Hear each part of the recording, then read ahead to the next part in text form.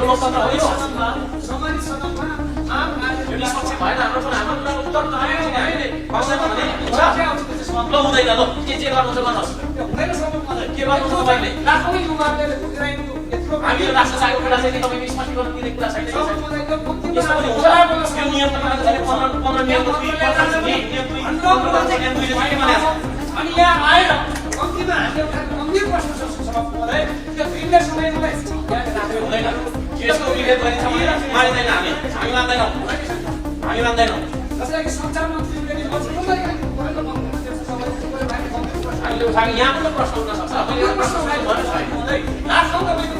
को विभिन्न समयमा उठेका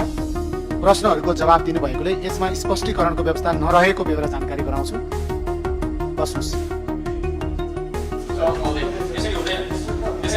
हामीले उठाएको प्रश्नको जवाब मन्त्रीले दिँदैन भने कसरी हुन्छ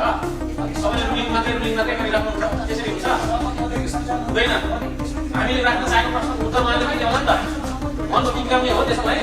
जाउनुहोस् न तपाईँले ल मनको बिग्राउनुहोस् यो लोकतन्त्र हो यो सामान्य सदनमा आम यो निष्पक्ष भएन हाम्रो कुरा उत्तर त आयो नि हामीले पाउँदैन भने ल हुँदैन ल के गर्नु छ गर्नुहोस् हुँदैन सबैले के गर्नु छ तपाईँले लाखौँ युवाहरूले उठाइनु यत्रो हामी यो राष्ट्र चाहेको कुरा चाहिँ तपाईँले स्पष्टीकरण दिने कुरा छैन यसमा पनि हुन्छ यो नियम तपाईँले 15 नियम अनि यहाँ आएर कम्तीमा हामीले उठाएको गम्भीर प्रश्न छ सभामुखलाई त्यो दिनले समयलाई हुँदैन यसको विभेद गरिन्छ मान्दैन हामी मान्दैनौँ जसलाई कि सञ्चार मन्त्रीले नि हामीले उठाएको यहाँ पनि प्रश्न उठ्न सक्छ लाखौँ तपाईँको